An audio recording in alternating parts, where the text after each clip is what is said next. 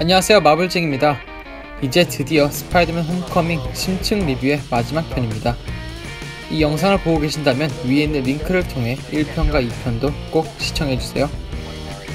오늘은 스파이더맨 영화 속 매우 중요한 인물 아이언맨 토니 스타크에 대해 이야기해볼 텐데요. 이번 영화 속에서 정말 중요한 역할이었던 이 아이언맨, 과연 그는 그냥 좋은 사람일까요? 이번 영상을 통해 홈커밍 영화 속 아이언맨의 역할, 그가 갖는 이번 영화 속 의미, 그리고 그의 실체에 대해 파헤쳐보도록 하겠습니다. 지금 출발합니다.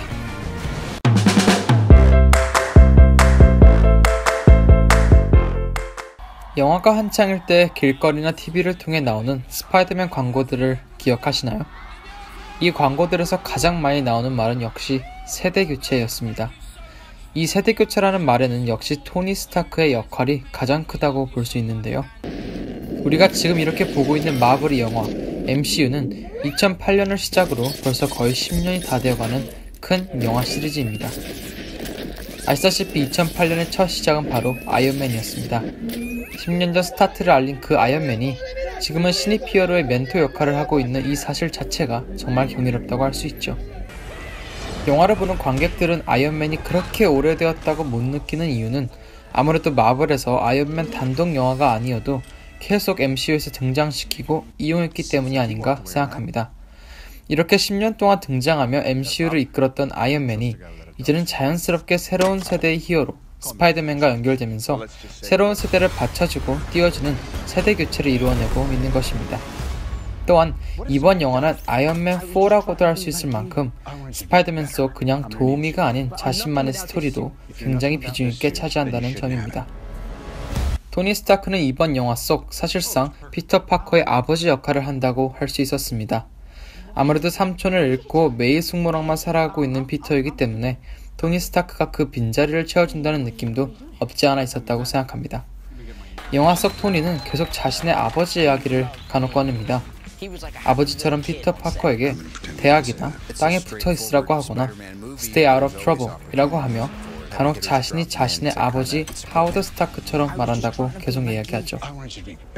피터가 사고를 치고 아이언맨과 나누는 대화는 이번 영화의 가장 중요한 씬 중의 하나라고 저는 생각합니다.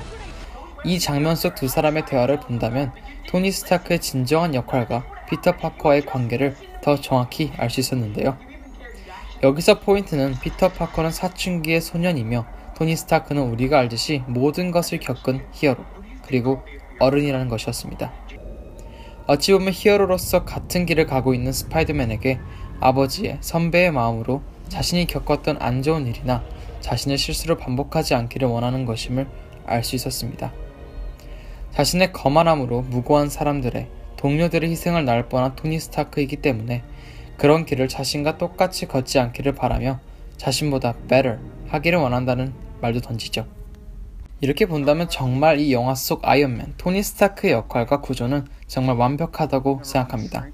10년 동안 이 마블을 지켜본 한 관객으로서 정말 뿌듯하고 감격스러웠던 점은 지금까지 철없고 독단적이고 거만했던 이 토니 스타크가 이제는 모든 일을 겪은 슈퍼히어로의 선배 또는 리더로서 어느덧 성숙한 멘토가 되어 있다는 것이었습니다. 저는 개인적으로 마블에서 토니 스타크, 아이언맨을 가장 좋아하는 사람입니다. 그런데 MCU의 영화를 꾸준히 보신 분들은 분명히 느끼셨다시피 아이언맨은 그냥 좋은 사람이 아니라는 것을 느끼셨을 것입니다. 여기서 잠깐 11호 원작을 살펴보겠습니다. 11호 원작에서도 스파이더맨은 아이언맨과 굉장히 가까운 관계를 지내며 자신의 존재를 계속 숨겨왔던 스파이더맨이 토니를 지지해주기 위해 기자회견에서 공식적으로 자신의 얼굴을 처음 공개하기까지 합니다. 하지만 그 후 토니의 행동에 실망한 피터는 토니를 돌아서라고 하고 결국 아이언맨과 싸움이 일어나고 말죠. 여기서 토니 스타크의 교모함이 나오는데요. 토니 스타크는 자신이 만들어준 아이언 스파이더맨 수트를 입고 있던 스파이더맨의 시스템을 모두 파악하며 피터를 거의 죽음 전까지 이르게 만듭니다. 이렇게 원작에서의 토니 스타크는 굉장한 기술력과 두뇌, 힘을 가지고 있는 동시에 굉장히 교활하고 잔인한 성격을 가지고 있는 캐릭터입니다. 이러한 설정이 사실 영화에서도 틀리지 않습니다. 처음 아이언맨 1편과 2편을 보신 분들은 아시다시피 아이언맨은 자신의 부와 능력에 취해 굉장히 철이 없고 자만스러운 캐릭터로 그려집니다. 그리고 두 편의 어벤져스에서는 팀워크 문제로 팀원들과 트러블을 겪고 자신의 야망과 욕심으로 인해 큰 피해의 주요 원인이 되기도 하죠. 11화에서도 자신의 독단적인 정부와의 약속으로 어벤져스 내 분열을 일으키며 결국 어벤져스의 붕괴와 부재를 야기합니다.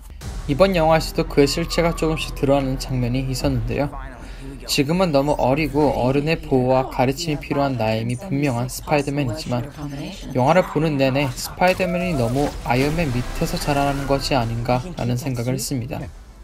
그 엄청난 수트를 보았을 땐 너무 멋있고 놀라웠지만 동시에 그렇게까지 토니의 기술이 많이 들어가 있는 것을 보고 걱정이 조금 들기도 했습니다.